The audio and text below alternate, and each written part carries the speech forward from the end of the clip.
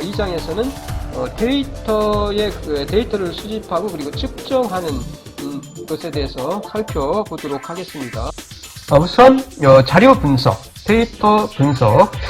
데이터 분석은 어떻게 하는지 말씀을 드리면 아래와 같이 우리가 데이터를 분석을 하고요. 첫 번째, 그룹 간 비교. 우리는 그룹 간의 데이터 분석을 통해서 그 그룹 사이의 차이, 그룹마다 어떠한 특성을 가지는지에 대한 그러한 결론을 도출을 해낼 수가 있고요. 그리고 두 번째는 상황에 따라서 비교를 합니다. 어떤 상황이 바뀔 때 그 상황에 따라서 데이터를 분석을 했을 때 그 결과가 어떻게 다르게 도출이 되는지에 대해서 우리가 비교를 하고요. 그리고 세 번째는 경우에 따라서 비교를 통해서 우리가 어떤 정보를 끄집어낼 수가 있습니다. 이와 같이 우리는 자료를 분석을 할 때는 그룹 간 비교, 그 다음에 상황에 따라서 비교, 그 다음에 경우에 따라서 비교를 통해서 우리가 필요로 하는 유용한 정보를 끄집어낼 수 있다라고 말씀을 드릴 수 있겠습니다.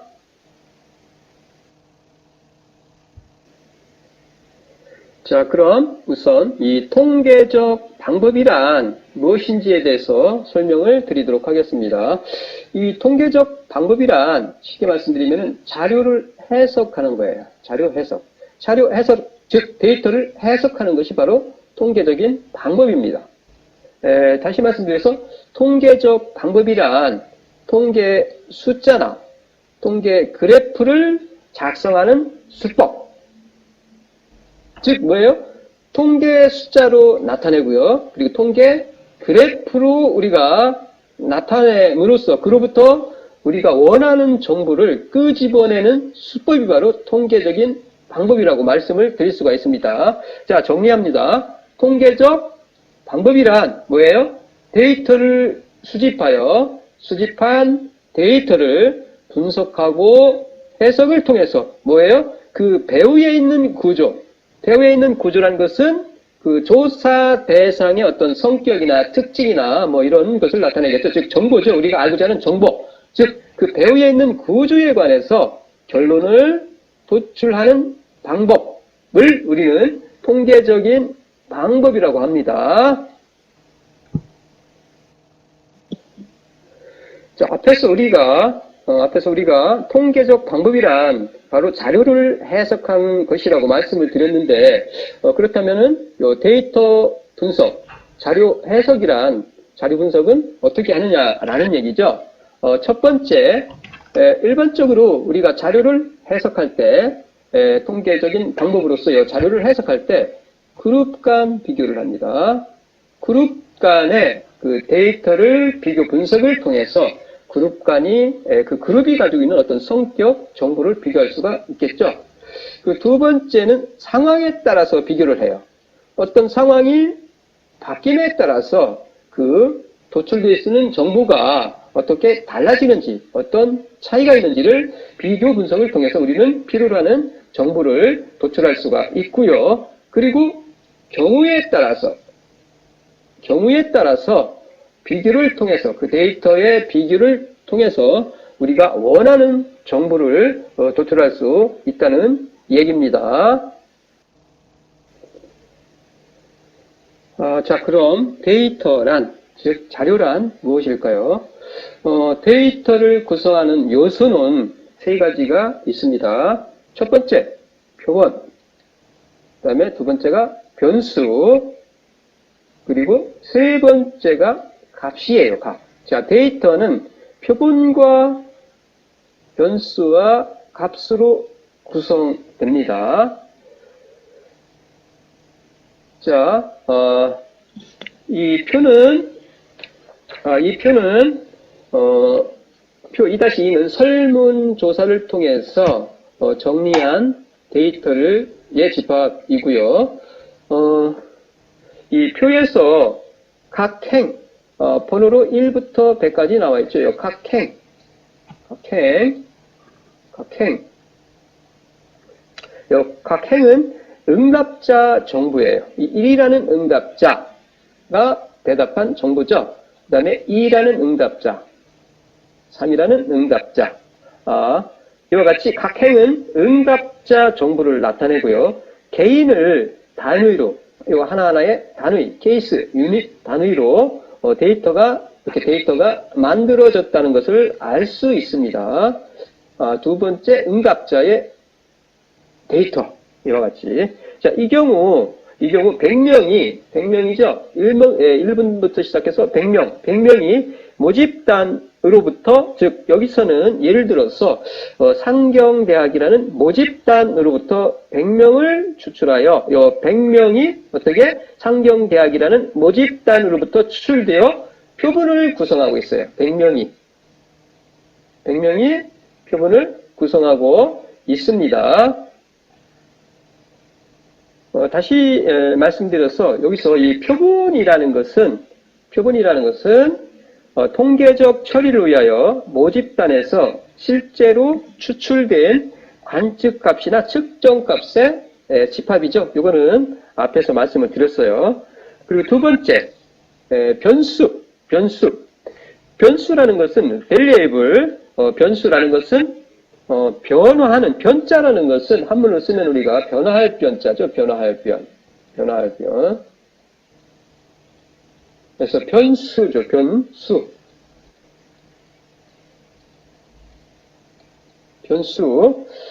변화하는 숫자예요. 변화하는 숫자. 변수는 변하는 숫자인데, 즉, 경우에 따라서 그 수치가 변하는 수를 변수라고 해요. 여기서 보시면은,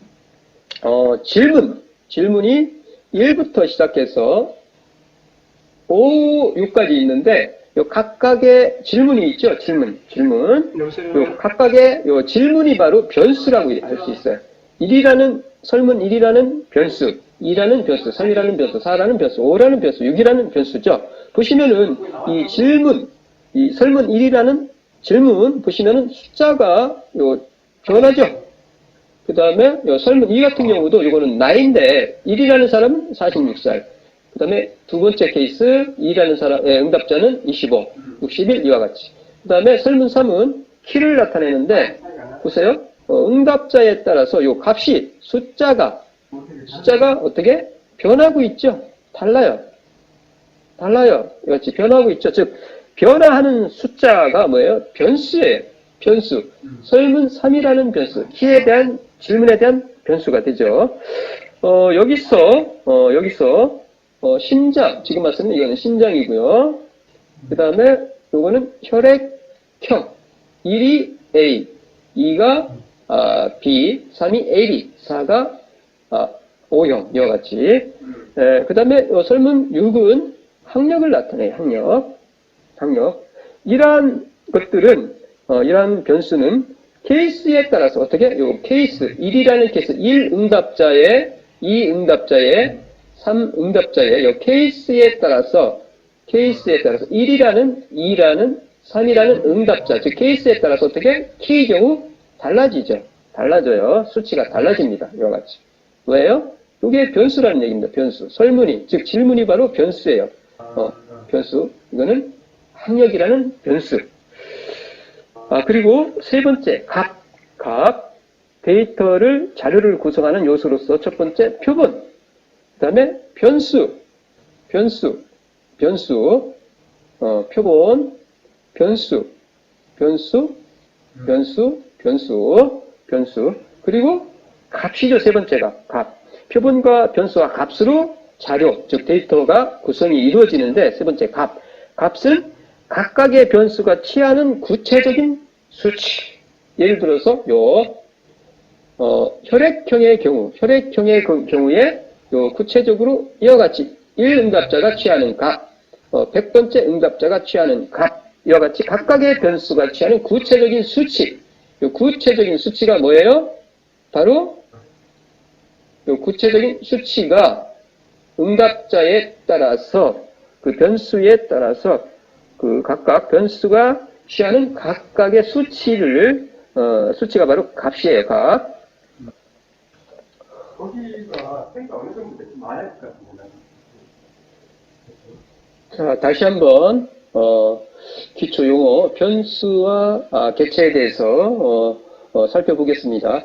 variable 변수죠. 앞에서 말씀드렸듯이 이 변수라는 것은 변화하는 수치를 나타내는데 그 변수가 케이스에 따라서 그 응답자에 따라서 앞에서 우리가 숫자가 달라진다는 것을 살펴봤어요.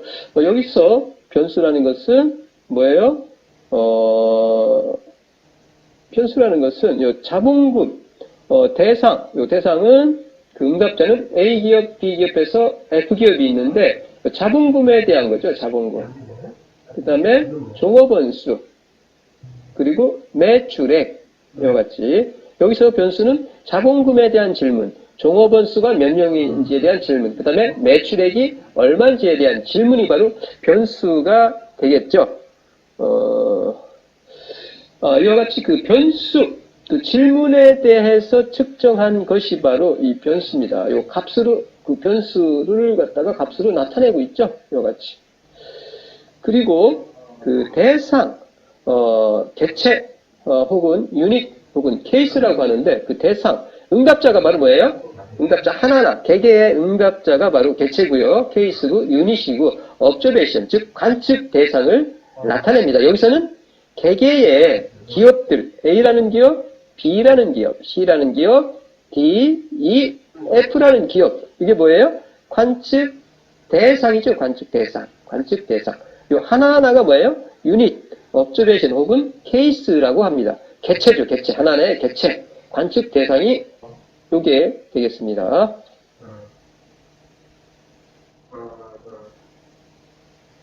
이어서 변동, 요 변동이에요. 변동, variability, 변동이란 것에 대해서 설명을 드릴게요.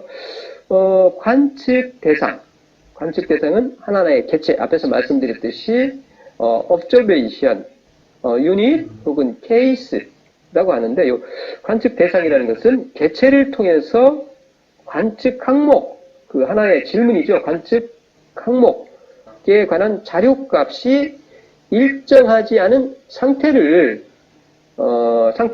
즉 자료에 흩어진 정도를 변동이라고 합니다. 다른 말로 표현하면 변화량이에요. 이 틀에서 보시는 바와 같이 예를 들어서 요 각각의 응답자, 케이스, 유닛에 대해서 응답자에 대해서 매출액에 대해서 질문을 했는데 보시면은 어떻게 달라지죠? 다릅니다. 이와 같이 달라져요.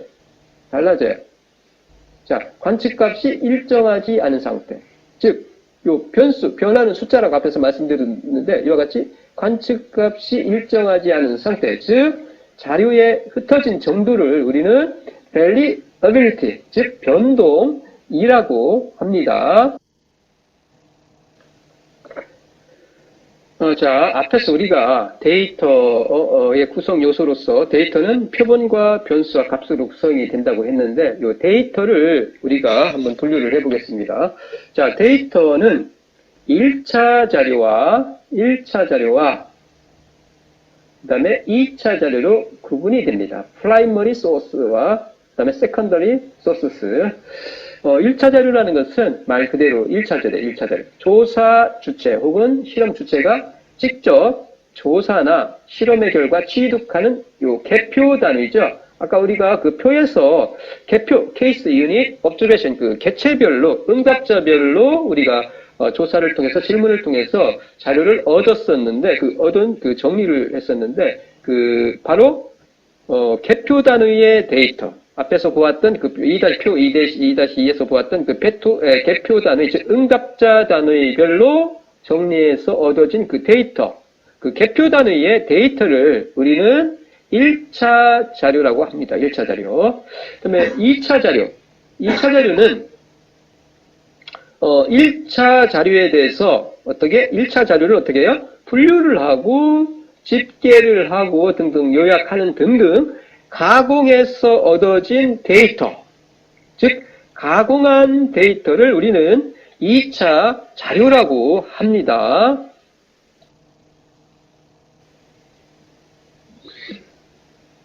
이어서 자료를 우리는 시계열 자료입니다. 이거. 그 다음에 횡단 자료. 시계열 자료와 횡단 자료로 구분할 수가 있습니다. 시계열 자료. 우선 시계열 자료란, 시니까, 시간시에 시간. 그래서 타임 시리즈 데이터. 그래서 시계열 자료는 시간의 흐름에 영향을 받는 자료, 즉 시간의 흐름에 따라서 달라지는 자료죠. 예를 들어서 과거 5년간의 월별 매출액 자료라든가 혹은 과거 10년간의 월별 제조업 가동률 지수 자료라든가 이런 것들이 뭐예요? 시계열 자료가 되겠죠. 그리고 횡단 자료는 크로스 섹셔널 데이터에서 횡단 자료는 특정 시점입니다. 특정 시점에서 어떻게 여러 가지 특성을 조사한 자료예요. 예를 들어서 이번 달 지점별 매출액 자료. 자, 이번 달이죠. 지점별로 A지점, B지점, C지점 이런 식으로 혹은 금년에 업종별 제조업 가동률 지수. 예를 들어서 지난해에 업종에 따라서 가동률 지수가 다르겠죠. 그러한 2019년도에 업종별 제조업 가동률 지수 혹은 한국의 2019년도에 대상 국가별 총 수출액 자료라든가 이런 것들이 되겠습니다.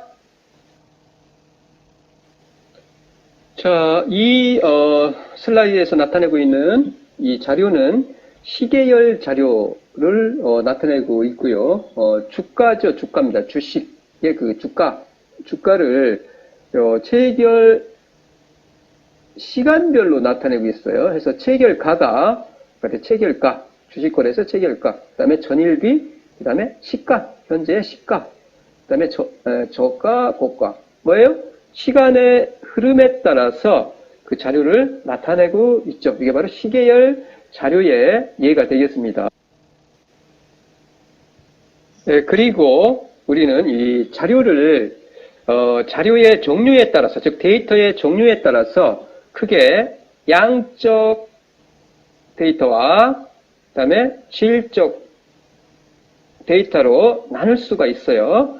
질적 데이터를 범주형 데이터, 범주형 자료라고도 합니다. 그래서 양적 데이터는 뭐 영어로 여러 가지 표현이 있는데 뭐 quantitative 데이터라든가 그다음에 metric 데이터라든가 numerical 데이터라든가 다 같은 얘기입니다. 그래서 양적 데이터를 나타내요. 이거는 양적 데이터란 무슨 자료? 무슨 데이터?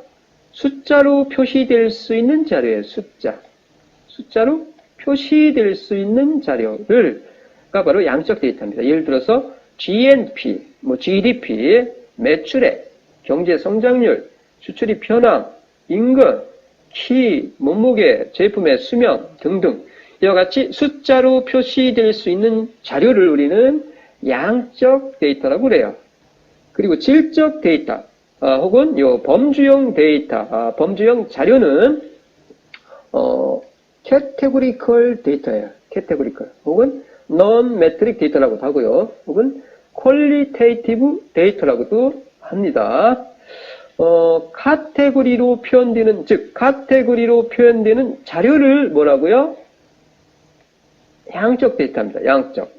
카테고리로 표현되는 자료가 뭐가 있어요? 성별, 남녀죠. 남자와 여자 구별되죠. 이렇게 카테고리로 분류가 되잖아요. 그 다음에 직종도 그렇고요. 그 다음에 학력도 그렇고 산업 분류라든가 혹은 채권 분류라든가 등등 이러한 것들이 뭐예요? 질적 데이터입니다. 카테고리로 분류될 수 있는 자료, 카테고리로 표현되는 자료를 우리는 질적 데이터라고 합니다. 앞에서 자료를 우리가 분류를 하면은 크게 질적 자료와 양적 자료가 있다라고 말씀을 드렸는데 이걸 다시 우리는 그 변수의 측정 수준에 따라서 분류를 하면은 그 명목 척도, 그 다음에 순위 척도, 등급 등간척도, 그리고 비율척도로 우리가 구분을 할 수가 있습니다. 우리는 통계 문제를 해결하기 위해서는 어떻게 해요? 얻어진 자료의 정리가 필요해요.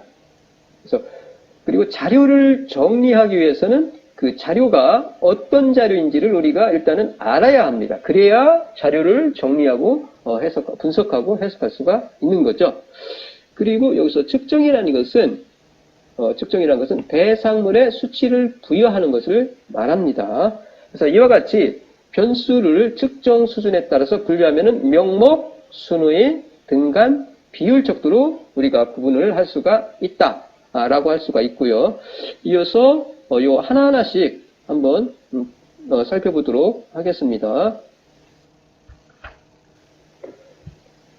자, 그럼 명목척도, 노미널 스케일, 명목척도란 무엇인지 살펴보도록 하겠습니다. 자, 명목척도는 분류만을 위한 정보, 분류만을 위한 정보를 내포하고 있어요. 예를 들어서 이름, 혹은 성별, 남자와 여자, 그 다음에 축구선수의 등번호, 이 등번호는 숫자로 표시가 되지만 그 숫자는 숫자의 의미를 가지고 있지 않고요. 단지 분류만을, 구분을 위한 그러한 정보를 나타내고 있어요. 따라서 축구선수의 등번호도 명목척도가 되겠습니다. 그리고 출신도, 그 다음에 국적, 이런 것도 분류만을 위한 정보를 내포하고 있죠. 그 다음에 직업 등등등 이런 것들이 바로 뭐예요? 명목척도가 되는데, 그래서 명목척도는 관측 대상을 되게 포괄적이고도 상호 배타적인 집단으로 구분하는데 이용이 됩니다. 즉 단지 구분하는데, 분류하는데 이용이 되는 정보예요. 정보를 가지고 있어요. 따라서 뭐예요? 이 명목척도는 사칙 연산이 불가능합니다. 사칙 연산을 할 수가 없어요. 단지 분류만 할 수 있을 뿐입니다. 알겠습니다지. 이어서 순서 척도, 이게 순서예요. 순서, 그 다음에 서열, 순위. 똑같은 얘기인데 요 순서 혹은 서열, 서열 정보, 순위 정보를 내포하고 있는 자료인데, 이 순서 척도 혹은 서열 척도는 관측 대상의 속성에 따라서 뭐예요? 관측 대상 간에 서열을 부여한 자료, 서열이 부여되어 있는 자료, 즉 뭐예요? 서열 정보, 순위 정보를 가지고 있는 자료가 뭐예요? 순위 혹은 서열 척도라고 할 수가 있습니다. 예를 들어서 이런 거죠. A, B, C, D 평가의 성적이라든가 연령조사에, 연령인데 여기서 나이를 가리키는 게 아닙니다. 몇 살 뭐 그런 게 아니에요. 나이가 아니라 연령조사인데 이 20대별, 30대, 40대, 50대 이상 이와 같이 뭐예요? 순위죠. 서열별로 나누는 거죠. 분류를 하고 있죠. 즉 서열별로. 서열 정보, 순위 정보를 내포하고 있는 겁니다. 같이 연령 20대, 30대, 40대, 50대 이상 이런 식으로. 그 다음에 또 하나가 만족도 혹은 선호도 조사를 들 수가 있어요. 자, 만족, 보통, 불만 혹은 1부터 5까지. 5는 가장 만족, 그 다음에 이거는 가장 불만족, 이거는 그냥 보통. 이와 같이 선호도나 만족도 조사 를 예를 들 수 있고요. 그래서 이와 같이 서열 자료는, 순위 자료는 뭐예요? 단위들 간의 간격을 정확하게 우리가 정량하기 어려워요. 한번 요거 볼까요? 이게 숫자로 해서 1과 2, 이게 만족인데 1과 2가 1이라고 해서 차이가 정확하게 1이라고 할 수가 없습니다. 이거는 만족은 주관적인 거기 때문에 그 사이를 어떻게 그 간격이 동일하다라고 볼 수가 없기 때문에 뭐예요? 정확하게 단위들 간의 간격을 정확하게 정량하기 어렵다라고 말씀을 드릴 수가 있고요. 그리고 이와 같이 간격이 같지 않아요. 따라서 사칙 연산은 의미가 없습니다.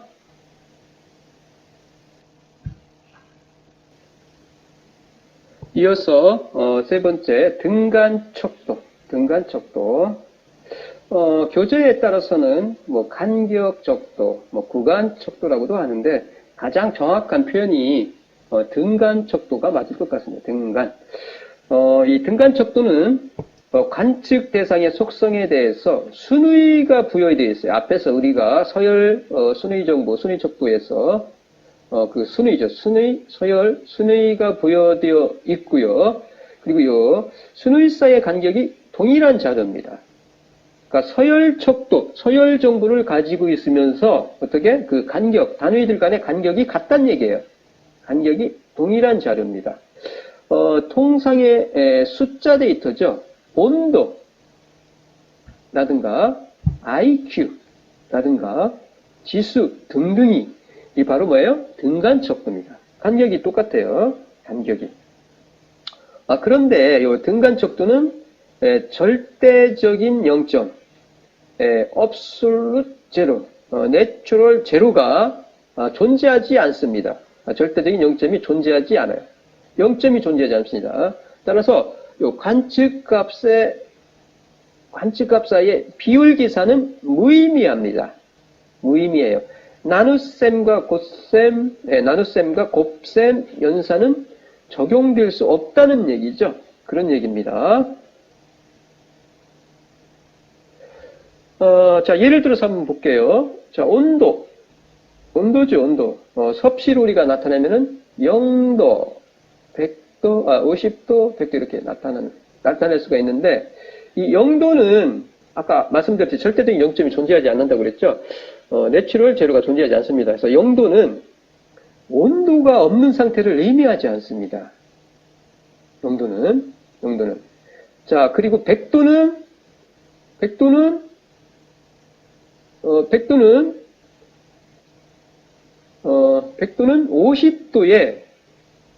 50도의 2배로 뜨겁다는 것을 의미하지 않아요. 자, 50, 100 간격이 50 차이가 50이죠. 그래서 배로 크니까 100도는 50도의 2배로 뜨겁다 라는 것을 의미하지 않습니다. 간격이 같다고 해서. 자, 이걸 화씨로 뜨거운 정도로 변환하여 나타내면은 100도는 212도가 되고요. 50도는 122가 된다. 보면은 실제로 뜨거운 정도로 나타내면은 1.7배예요. 7배.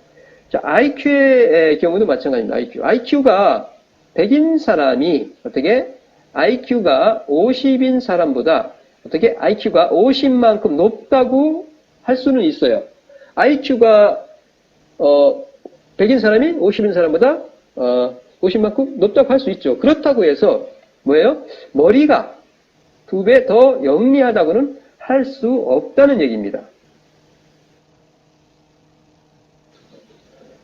이와 같이 등간척도는 순의 정보를 내포하고 있고요. 그리고 순의 사이 간의 간격이 동일한 자료를 우리는 등간척도라고 하는데 절대적인 0점이 존재하지 않기 때문에 우리는 어떻게 관측값 사이의 비율 계산은 불가능하다. 즉 나눗셈과 곱셈을 적용할 수 없다라고 말씀을 드렸고요.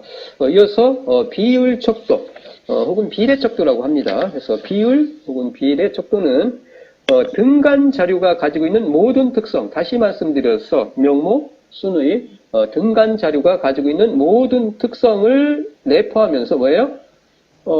절대적인 0점이 존재합니다. 내추럴 제로가 존재해요. 따라서 뭐예요? 몇 배라는 개념이 존재해요. 몇 배라는. 중량이나, 예를 들어서 중량이나, 시간이나, 거리나, 연령, 가격, 소득 등등. 이러한 자료가 뭐예요? 비율 척도, 비례 척도에 해당합니다. 따라서, 연산 가능합니다. 사칙 연산이 가능한 자료가 바로 비율 척도라고 말씀을 드릴 수 있겠습니다. 이상에서 우리가 자료에 대해서 설명을 드렸는데 우리가 분석을 할 때는 그 자료가 어떠한 정보를 내포하고 있는지 그 자료가 어떤 자료인지에 대해서 우리가 주의를 할 필요가 있습니다. 예를 들어서 그 자료가 명목척도, 우리가 분석을 하는데 명목척도로서 우리가 분석을 하고 있는지, 그리고 그 자료가 순위 정보를 이용하고 있는지, 그리고 등간척도로 간조한 분석을 해야 하는지 등등. 다시 말씀드려서 그 자료가 순의 척도이지만 우리는 그 자료를 어떻게 등간척도로 간조한 분석도 가능하다는 얘기입니다. 다시 말씀드려서 순의 척도를 간기역척도, 등간척도로서 간주해서 분석하는 경우가 많은데 순의 척도를 어떻게 간기역척도로 간주하여 분석하는 경우가 아주 많이 있습니다. 예를 들어서 성적 A, B, C, D에 A에 1, B에 2, C에 3, D에 4를 부여하여 평균을 계산한 경우가 많이 있어요. 왜 이렇게 하느냐?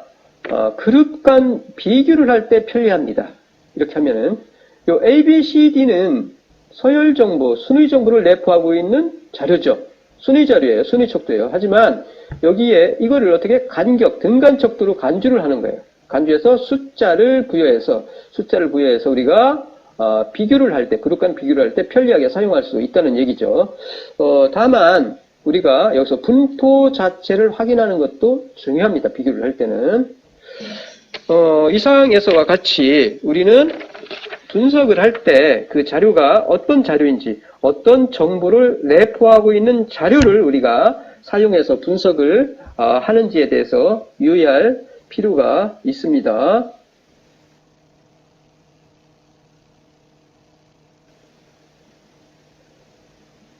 이어서 앞에서 우리가 자료를 크게 분류하면은 질적 자료와 양적 자료로 분류를 할 수 있다고 말씀을 드렸는데 양적 자료를 다시 이산형 자료와 연속형 자료로 우리가 구분할 수가 있고요.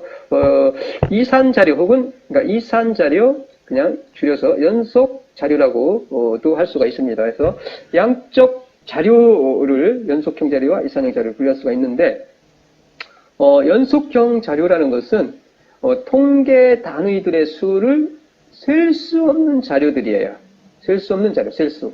하나, 둘, 셋 이렇게 셀 수 없는 자료를 우리는 연속형 자료라고 합니다. 그래서 연속적인 실수값을 취해요. 예를 들어서 키의 경우 실수값을 취하니까 175cm 혹은 170.3 혹은 175.25 178.3cm 이와 같이 실수값을 취하는 자료가 바로 연속형 자료입니다. 따라서 연속형 자료는 구간으로 구분한 백분율로 우리가 구간으로 구분해요. 구간으로 구분을 통해서 백분율로 우리가 분석을 합니다. 그래서 백분율로 나타낼 수가 있어요. 이산형 자료는 이 통계 단위들을 어떻게 수를 셀 수 있는 자료예요. 어떻게 하나, 둘, 셋 등등 정수값밖에 취하지를 못합니다. 정수값밖에. 예를 들어서 형제의 수를 1명, 2명, 3명 이렇게 셀 수가 있죠. 하지만 우리는 1.5명 형제를 2.35명 이렇게 셀 수는 없어요. 그래서 형제의 수, 혹은 소유하고 있는 CD의 장수, CD도 마찬가지로 1장, 2장, 3장 이렇게 셀 수 있죠. CD는 1.5장이라는 값을 가질 수가 없어요. 따라서 뭐예요? 셀 수 있는 자료가 뭐예요? 이산형 자료가 되고요. 그리고 셀 수 없는 자료가 뭐예요? 연속형 자료가 됩니다.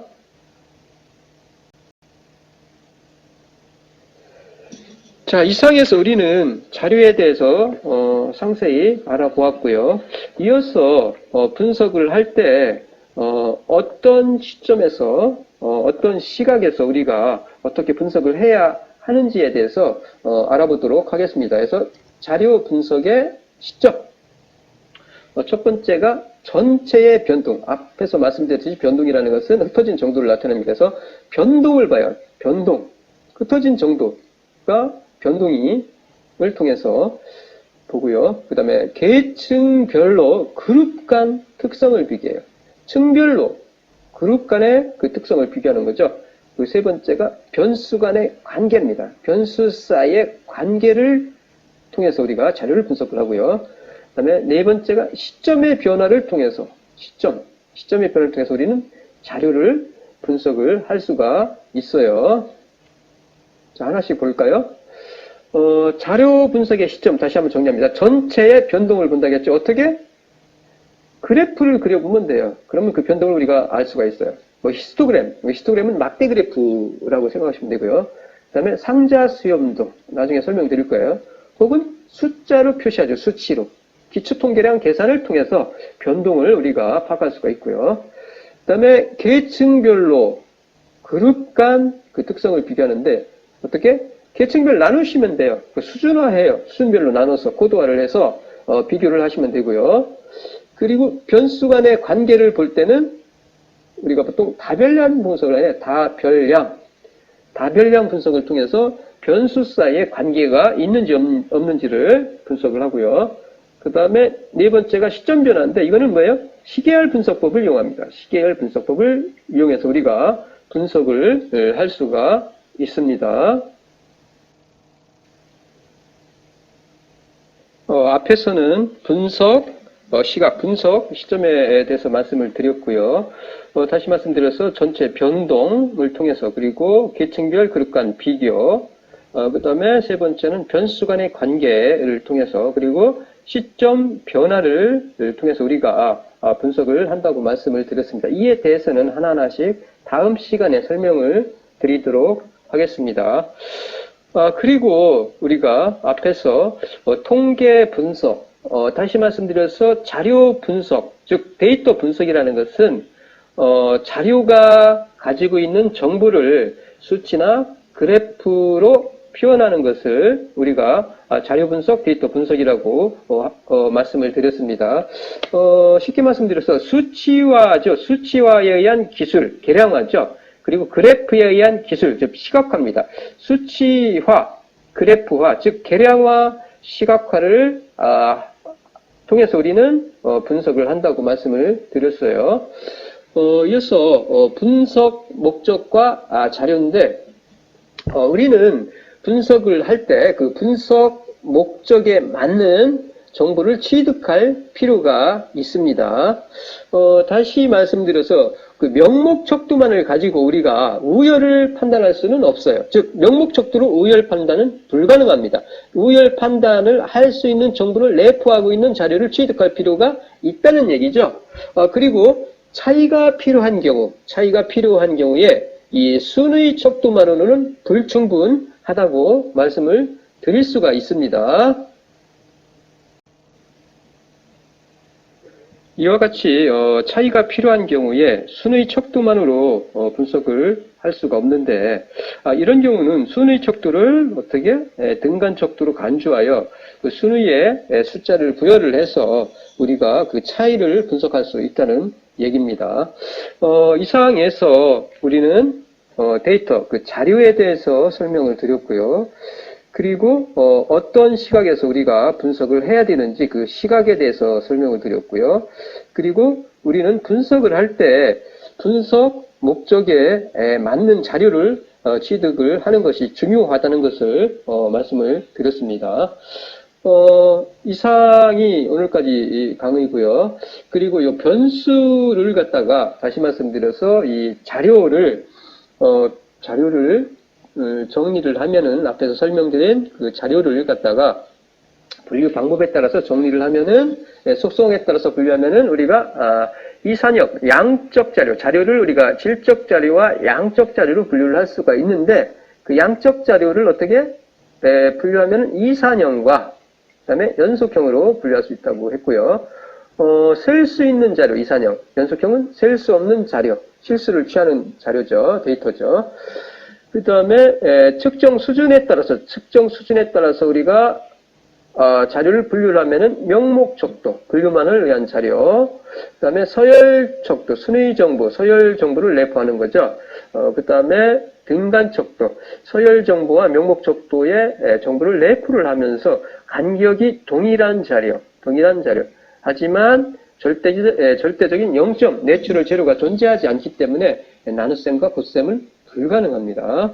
그 다음에 마지막으로 명목, 서열 등간의 모든 정보를 내포하면서 절대적인 0점, 내추럴 제로를 내포하고 있는 자료, 가감, 그 다음에 나눗셈, 곱셈이 모두 가능합니다.